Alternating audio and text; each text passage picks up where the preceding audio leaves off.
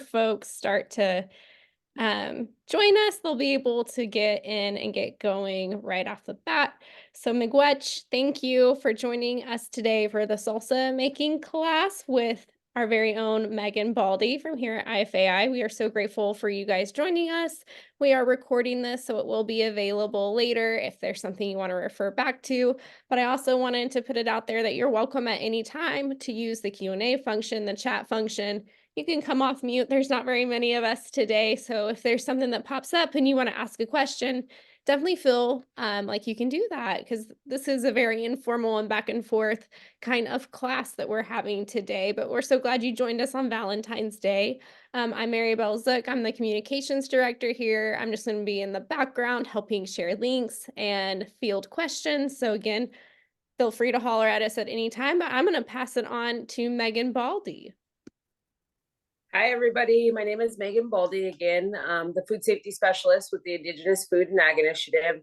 I have a master food preserver certification, and I received it back in like 2013. So I've been teaching primarily in my community in Hupa, California. I'm a Hupa tribal member. I've been teaching for a lot of years on how to do proper home preservation. A lot of the things that, that we're going to be learning today is so that you can go home and be able to do this within your own home and do it safely. So that's the reason why I became a master food preserver, is just to get more people into canning at home and feeling very successful. I started canning at a very young age, and then a lot of it was traditional foods like salmon and deer meat and a bunch of different things that we gathered here locally. So I've been canning for a long time. But I also heard a lot of people, and especially my community, that says that they remember canning, that they remember that their grandmothers were doing it, their aunties were doing it, but they never went into the kitchen to do it with them. And so I was like, okay, well, maybe that is an opportunity for me to help get this back into my community as like a staple within their homes. And the biggest part about food preservation is to save food longer, right? We're promoting the shelf life of food and how we can keep it longer, and that we can have food security within our homes. So I'll go back into who we are at IFAI. So it was IFAI, Indigenous Food and Ag Initiative, was started at the University of Arkansas School of Law by Dean Emeritus Stacy Leeds and the founding director, Janie Sims Hip, in 2013. Our mission is to enhance health and wellness in tribal communities by advancing healthy food system, diversified economic development, and cultural food traditions in the Indian country. So this is part of our mission, and we wanted to be able to provide these types of classes for y'all. And, you can learn more about how to safely do this at home. Again, we can go to the next slide. Our overview. So when we start canning, a lot of people ask, like, how do we get started? What are the basic fundamentals of canning? First and foremost is to find a certified recipe. So like if you have not canned before, you don't know where to start, you want to find a certified recipe. I went to the National Center for Home Preservation to get the recipe that we're going to be using today. Those recipes, and by certified, I mean that they have been scientifically tested to mean that the core of the product that you're putting in your jar, the core of it has been, any type of bacteria or any type of foodborne illness, botulism, has been killed but during the processing or the ingredients that you're placing in it. So finding that certified recipe is, of the utmost importance to make sure that the food that you're making in your home is safe.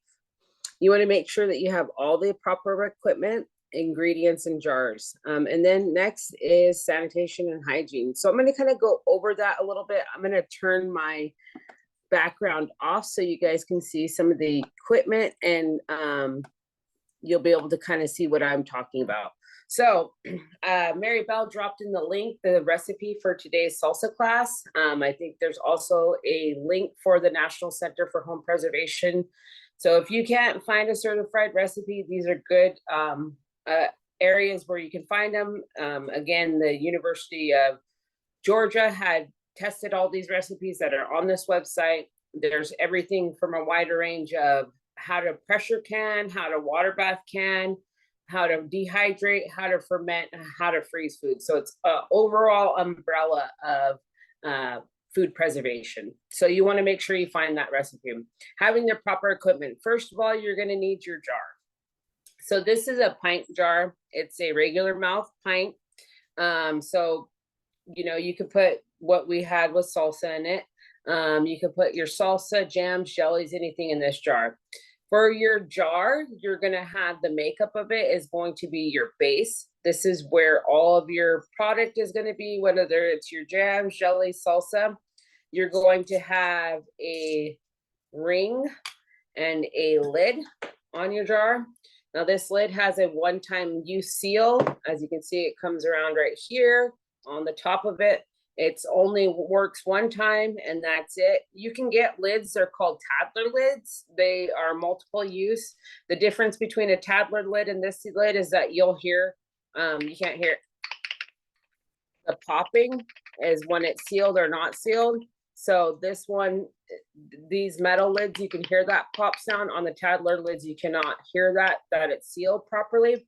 The way that I can check my Tadler lids is just to kind of lift on the side, just very gently to see if it's sealed. On your jar, you have your headspace. This is where your lid and your ring are going to go. Every recipe that you find is going to say that there's an amount of headspace. So it's going to tell you 1 inch headspace, 1/4 inch headspace, 3/4 inch headspace, and a 1/2 inch headspace. So sorry, I did that kind of out of order, but this is what you would call a 1 inch headspace.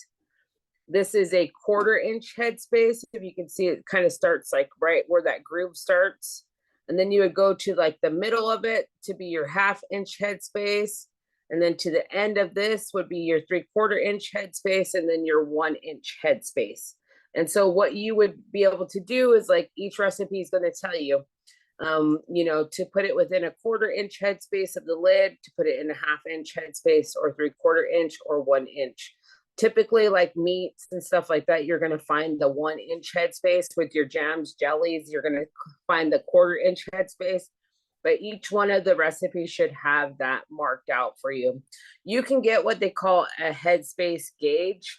It's like a little tool that goes on the side of your jar, and it's gonna have those measurements. The 1/4 or 3/4 inch to 1/2 inch, and it kind of looks like steps. It'll sit on the side of your jar. I just usually eyeball it because, you know, I've been canning for so long that I just know which, especially the recipes and where the headspace is going to be at. And so that's the makeup of your jar. Making sure that you have the proper equipment. You know, one of the biggest things that you're going to need is what we call a jar lifter. This thing is something that you cannot can without. It is essential because you're going to be hopefully doing multiple sets of canning and using canning equipment. But if you are using it and you're taking out your hot product or putting your product into your processor or your canner, you're going to need this tool because it lifts. A lot of people say, well, which end do you use? You always use the end that has the silicone on the metal, and it has like kind of like a rounded edge right here so that it can pick up the round part of the jar. I usually try to pick it up by the headspace end, so usually at that 1 inch headspace part. That way I have it securely. And a lot of things, it's like very robotic and how you're going to be moving your product in and out, especially when you're done with processing this. You're going to be very robotic in removing it and setting it down, just because if you tip like this, you could get you know, whatever it is in this jar underneath your seal right there, and you might not have proper sealage. So this jar lifter is essential to have. Another thing that's good to have for your canning endeavors is a funnel. These are canning funnels. They're specific because they have like a wider opening mouth. So you can see it's a lot wider than a regular funnel. That's so it can sit on the jar right here. So it sits right on top. You use it, you can ladle in your product into there, like whether it's your jams, your jellies, your salsa, like we did today. And so you'll want to make sure that you have that. It's really good because when you are making stuff like salsa, the salsa that we made is a hot pack. So there's two different types of packing that you can put into your jar. You can put in a raw pack or what we call a cold pack, which means it's just like tomatoes in there without cooking it. You're just taking tomatoes and dropping it in. Or you're putting in a hot pack, which could be like stewed tomatoes, and you would put it in there hot. So when you're using a hot pack item like the salsa that we cooked, we would ladle it in, and this would be very hot. And so you want that dripping on the sides of your jars as you're holding it up. So a funnel is very good essential item. You can get these canning kits. Let's see, am I holding it up right? These are called home canning kits. You can get them on Amazon, or you can get them on, different websites like Ball, Kerr, those types of websites. They come with a lot of different things. This one is a Victorio canning kit, a Victorio. It's a product that is part of the canning world. It comes with a jar opener. So sometimes people wrench their lids on, and so this helps to wrench it off to remove that ring. So it comes with one of those. I've never had to use one of those. So if you've had to use it, that means that somebody might have wrenched it on too hard. And we'll talk about that in the upcoming portion of the recipe. This is a basic washer. So each time that you're going to be canning, you're going to be sanitizing and washing your jars prior to using them. This is just like one of those jar washers. They come in there. Comes with a jar lifter. And then it comes with this, I call it a debubbler magnetic thingy. But this thing is really cool because it has, it's like a butter knife. But if you're canning something like peaches, or you're canning something like whole tomatoes, sometimes the air gets stuck in between them. So this thing will help you to move it around to get some of those air bubbles out. You could use that as part of that, but it also has this magnet on the top right here. And this thing is really cool when you're sanitizing your lids. So usually what I do is I sanitize my jar, wash it out with some soap with a little bit of bleach in there. I use the correct parts per million per sink wash. I wash it out, sanitize it, and then let it sit to dry. I take my lids and my rings and I put them in a pot to boil them. And then I use this to take the lid and the ring out of the pot. What's really cool about it is if you can do it right, which it just takes a little bit of practice, you can actually put this onto your jar without actually touching it. So as you can see, and now it's on. And then once you have your product in here, you're going to, put your ring on, and then you're going to go till it meets the point of resistance right there, which is right there. And then I'm just going to finger tight it on. And so a lot of times you see people wrench this on, and that's why you'll need this jar wrench, is because you're trying to take it back off. But it basically just need to finger tight it. It's like one click over. And that means that your jar is nice and ready to go in with its product into your canner. Another thing that you're going to need is for this recipe is a water bath canner. And so I have a Harvest canner. This one is a really nice one. It is a stainless steel canner. It has a flat bottom. Sorry, trying to do it with one hand. It has a flat bottom. I have a electric flat cooktop, and so you cannot use a traditional enamel canner, which has like some ridges in it. It's like black with like white speckles on that. If you have a flat top cook electric stove, you have to use one of these because it has the flat base and it's stainless steel. It has a clear lid, which I really enjoy because when we are going to see the tutorial in a little bit, it's going to talk about the roll and boil that we have to watch it to come up to. You can see on this pot very clearly when the roll and boil starts. I call it a Cadillac canner just because it's a nice, it comes with a basket inside so that you can separate your jar from the bottom of the pot. And so those are the kind of things that we use. One way that you can sanitize your jars is you could actually put your pot on, start boiling the water, wash out your jar, rinse it off, and place it in there to bring it up to a boil. You'll want to do this specifically too if you're putting some hot product into your jars. So like if you're making jams or jellies or hot packed salsa. The reason why you'll want to do that is that you'll bring this jar up to temperature. And that way, once you're putting that product into this jar, it's up to a good amount of temperature that it won't create what we call a thermal shock and bust your jar. I've had that happen from time to time. And so you want to make sure that, those are ways that you can sanitize them. Another thing we want to talk about is hygiene. So once we're sanitizing all of our stuff, we also want to make sure that we're washing our hands at all times, especially if we're touching different products, touching different things. If you're touching your phone, say, I have this happen all the time is when I'm canning or doing, sets that, I'm on my phone, or maybe I go touch the remote to turn up the volume.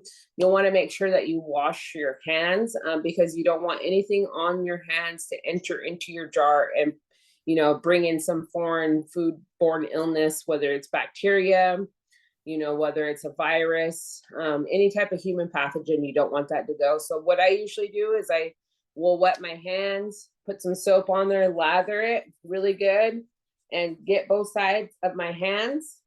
And I do this for about 20 seconds.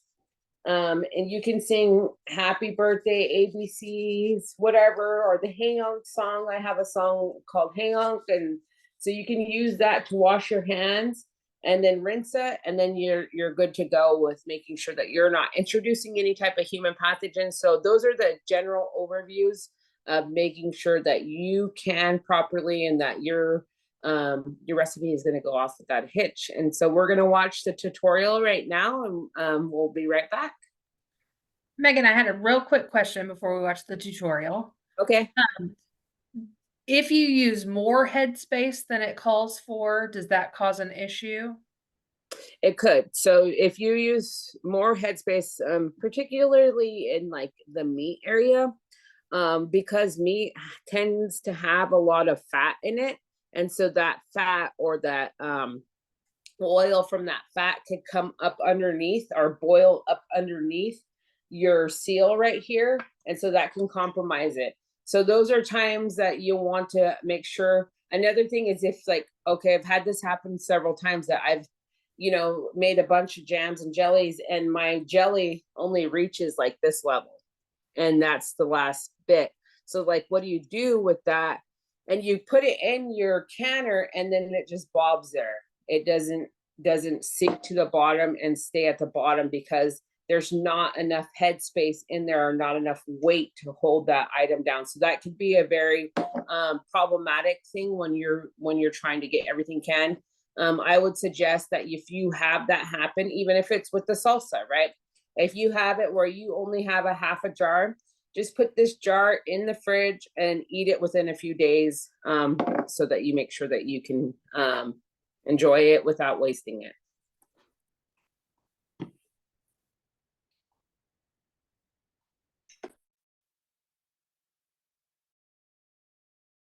All right, so for this class, we're making salsa. We were able to locally source some tomatoes and peppers, some cilantro. So what you want for your ingredients is 10 cups of chopped tomatoes, 6 cups of chopped chili peppers. We used jalapenos. You can use different types of chilies. 4 cups of chopped onions, 1 cup of vinegar, and some cilantro to add it for taste, as well as salt and pepper. So you want to cut up your tomatoes, peppers, onions, and cilantro. We were able to get a chopper, which makes your life so much easier. So I definitely recommend to get yourself one of these. You basically just put your ingredients in it after you chopped it in half or quartered up, and you basically put it in there and slap it down, and it chops it up for you and makes it into a uniformed set of pieces.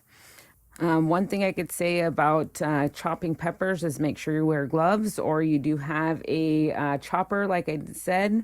I take the cilantro, chop it up, kind of mince it up a little bit, I added all the ingredients into a bowl.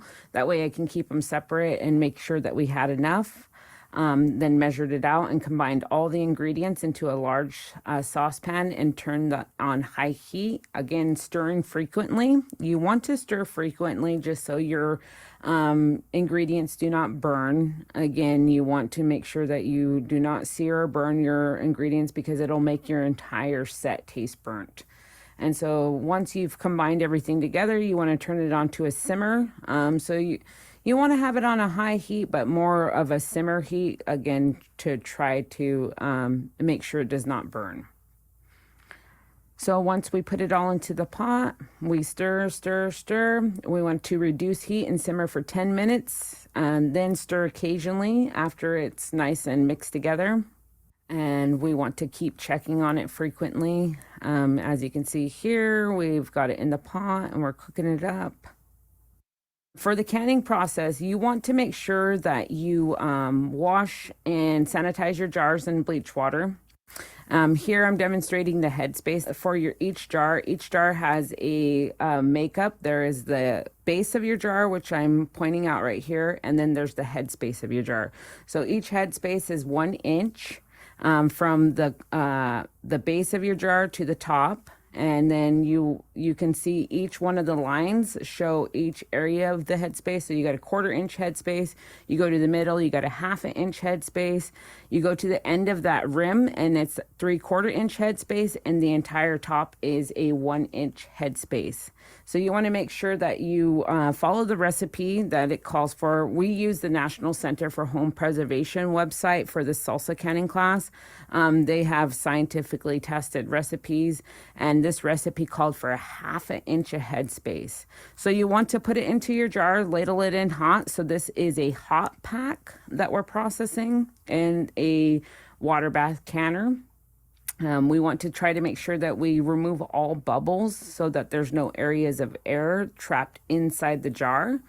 And once we've got it all ladled in, we want to make sure that our headspace is correct, and we want to make sure that we wipe and clean our rims. Again, you want to make sure that you do not have any salsa or any whatever product that you're putting in your jar around the rim.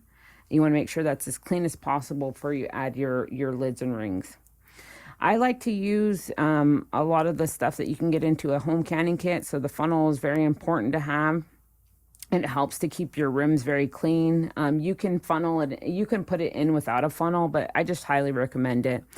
Once you've wiped your rim with a dampened clean paper towel, then you want to place your lid and your ring on, and you want to tighten it till it's basically kind of like finger tight, not wrench it on. You do not ever want to wrench on your lid or your ring because you could actually get it stuck. And that's why in some of the canning kits, they have a jar opener because people have wrenched on. So you want to just do a little finger tight. As you can see, I clicked it over one more time.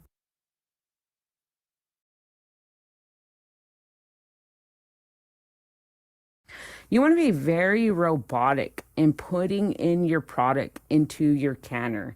And a lot of this is due to trying to not get any of the product underneath that seal, because you have that lid and it has a one-time seal on it. So you want to be very robotic so that you do not spill over any of the stuff. So once you place it into your canner, you want to kind of move it around so that it all has a good amount of even space. You don't want to overload your canner. You want to get it as even as you can.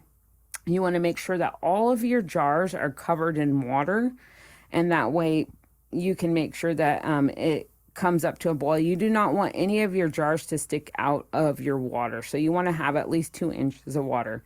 You want to boil it according to the recipe. So for this salsa recipe, it called for a 10-minute boil, and that's a rolling boil.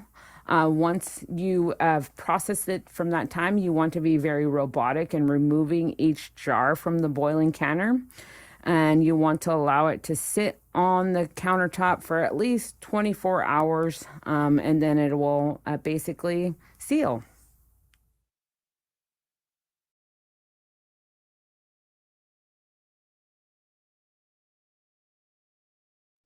All right. So again, going back over that video, a lot of the stuff that we highlighted here was to let you guys know, that preparation is key. And so making sure that you have that proper equipment, you have the proper ingredients. One of the things that I didn't mention in the beginning of this is, how do you know when to use a water bath canner and when not to use a water bath canner? It's the acidic level of the product that you're going to put into your jar. So the higher acidity, the water bath canner is needed. The lower acidity, you'll be looking at using a pressure canner. And so, because this is a high acidic food, which is 4.6 to 0, so that acidity level goes 4.6 to 0, and then the low acidity goes from 4.7 to 7 in the pH level. So I know it sounds weird, but that's the way that the higher and the lower works.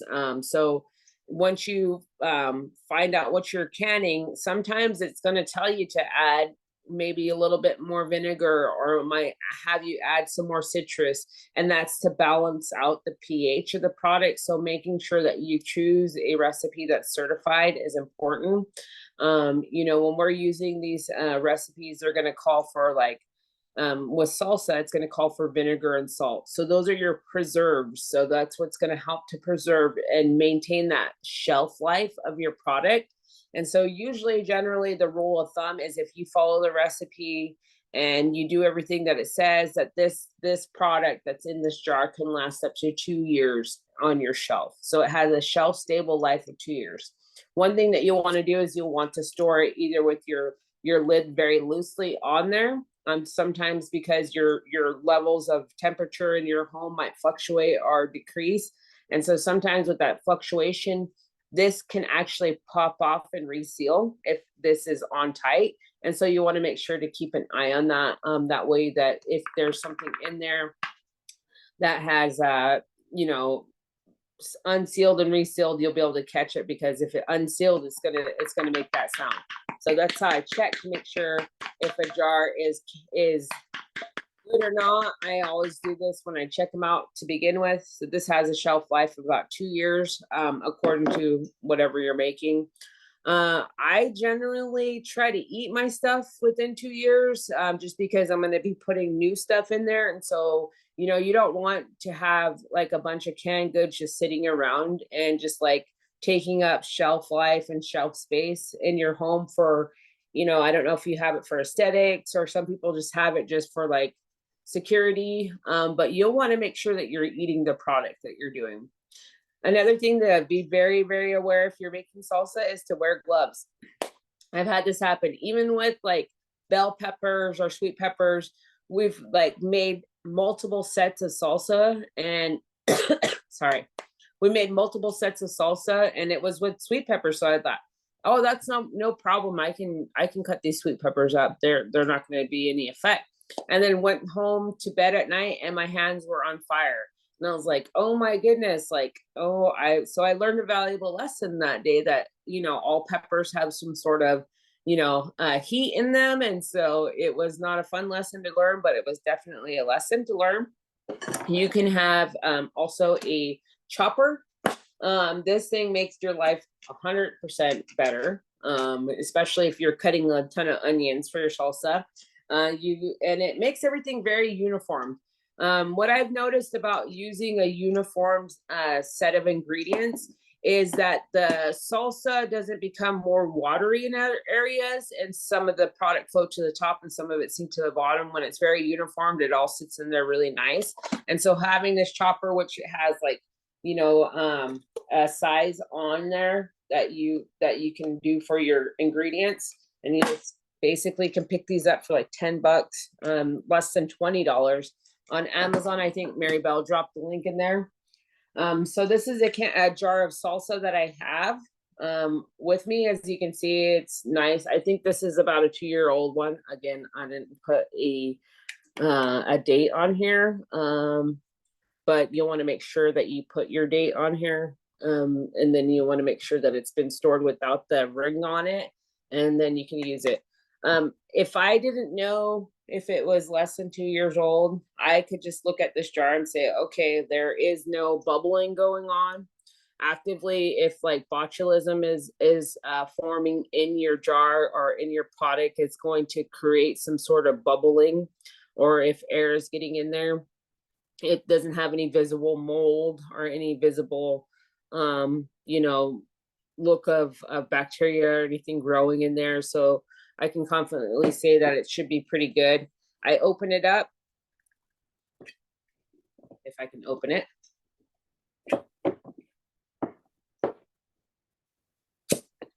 And you can hear that sound of that pop come off of it. Everything smells good and great. I'm gonna put this into a pot of beans that I have cooking on the stove.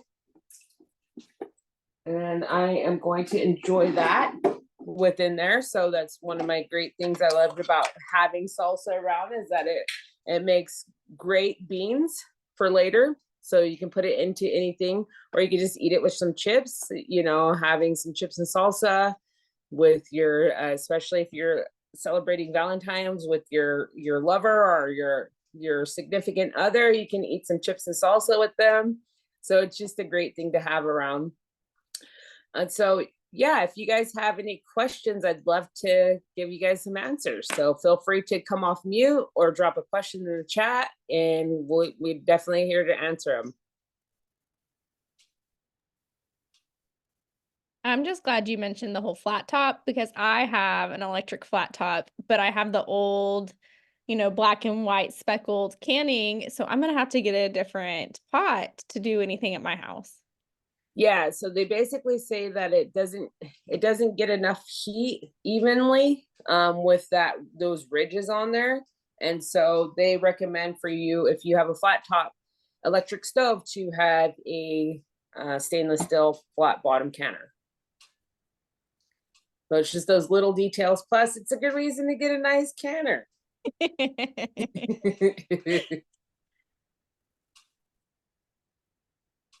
Yeah, feel free to ask questions or any comments. I just wanted to add in that when we did this salsa making class, it was during our youth summit back in July of 2023. We had a bunch of youth come from all over the United States to be able to participate. Some of them were doing multiple different tracks, whether it was with policy and legal. Some of them were doing food nutrition tracks, but we bring them in to do some canning. We did some blackberry jam canning, and they thoroughly enjoyed to do that. So I always recommend that, you know, if you have your kids with you, get them involved in the canning process. They really do enjoy it.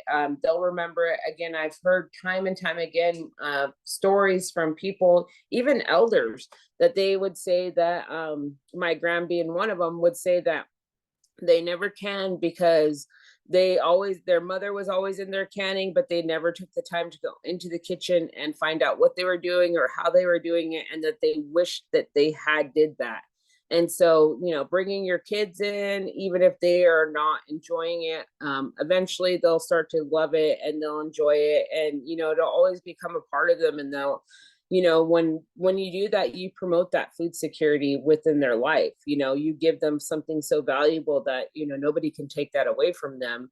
And, you know, hopefully when you go to their home when they're older and they, you know, they have their own families, you'll be able to go into their pantries and see a bunch of canned goods that they've made themselves, you know, and just be able to be like, all right, you know, they were able to carry that on, because at the end of the day, it is food security.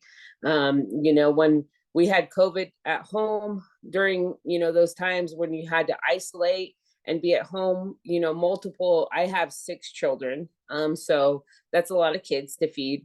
But at that time, you know, we didn't have ability to, when you were in isolation, to go to the store and go pick up stuff. So we were able just to eat from home. And like, we literally hunkered down for a month, because each one of us got it one right after another, hunkered down for a month with the food that we had here at home, whether it was food that we froze, whether it was food that we canned, whether it was food that, you know, we fermented, or food that we had dehydrated. So we were able to utilize the food that we had stored up over that time. And, you know, we continue to store food all the time. And so it's always been a benefit. Plus, like, I live in a remote area in California, so our nearest food, like commercial food chain is like 60 miles away. So we have like a small store. If you go to the store and buy stuff here, you're looking at a lot of money just to buy, you know, a loaf of bread or a gallon of milk. So it's pretty high price. So if we can save as much food as we want, that saves money in our budget. It saves money, you know, that for our kids to eat more and healthier food options. So it's always a great thing to bring your kids in and teach them. I know that the youth really appreciate it, and they are more attentive than you would think to these types of things. So if you have a chance, or you have a youth that wants to come to our summit, you know, make sure that they sign up. I know Mary Bell dropped the link in the chat, and so yeah, I'm open to any questions from y'all. Yeah, applications for our youth summit do close April 1st, and hopefully we'll be able to have some more classes with Meagen, because it was such a big highlight. So looking forward to that. We did have another question that came in. Do you know of some good fermenting recipes for beginners to get started? I love that question, and it makes me wonder if we might even need to think about fermenting as the next webinar series, but I'll let Meagen go ahead and take this. Yeah, there's so many different options to use fermenting.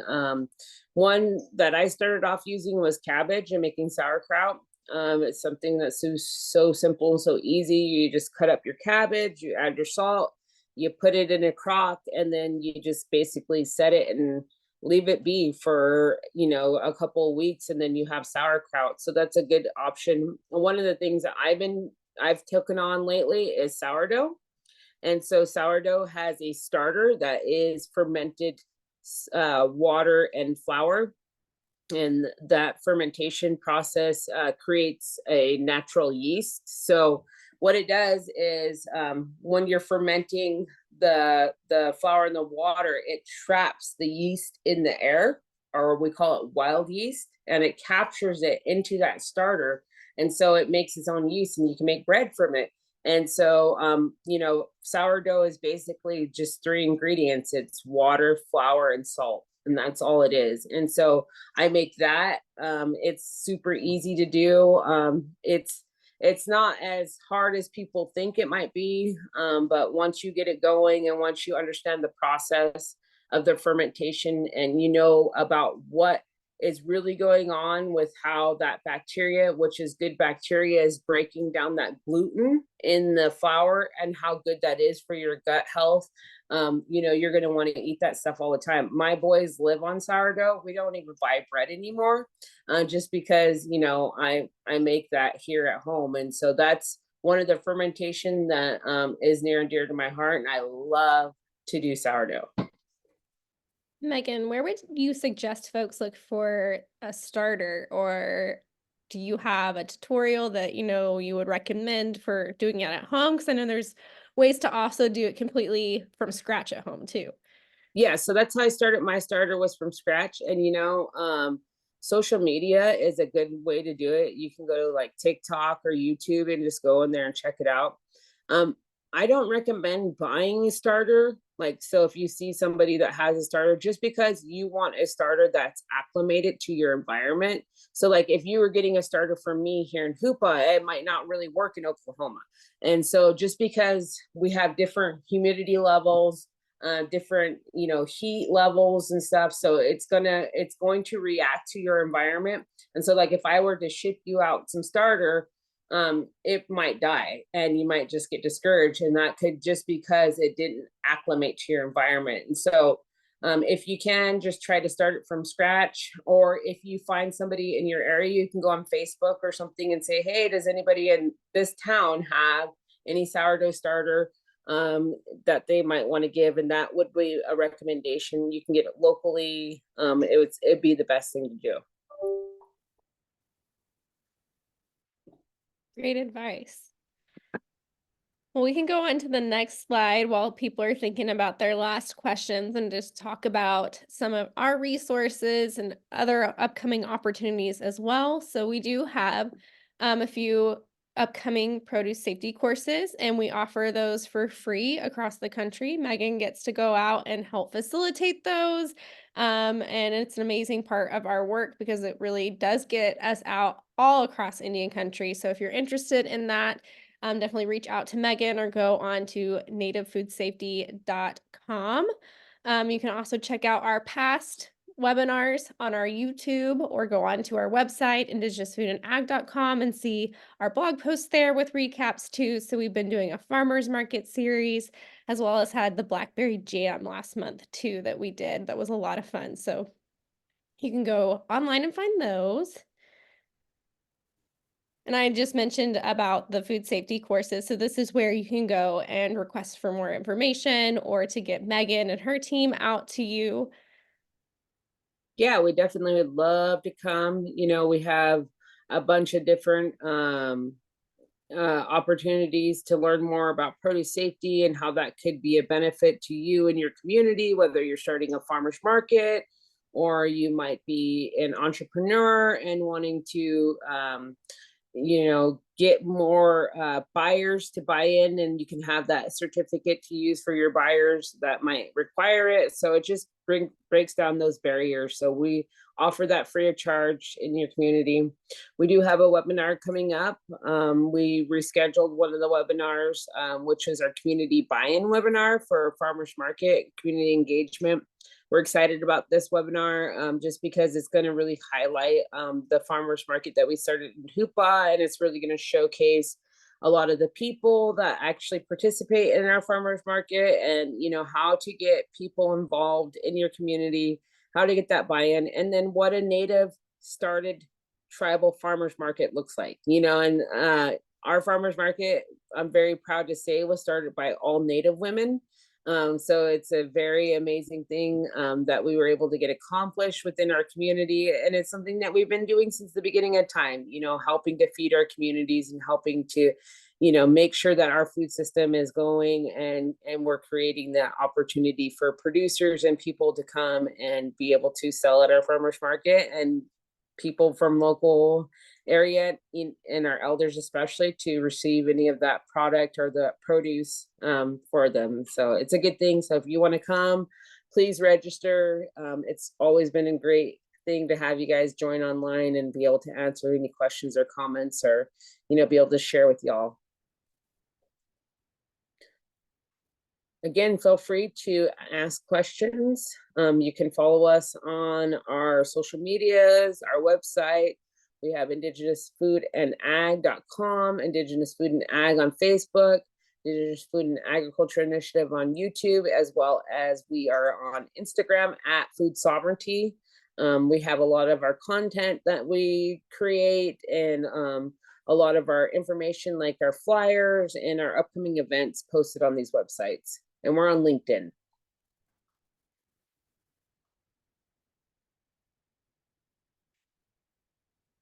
Thank you guys. Well, let you ask any questions before we go. I know there might be some burning ones out there.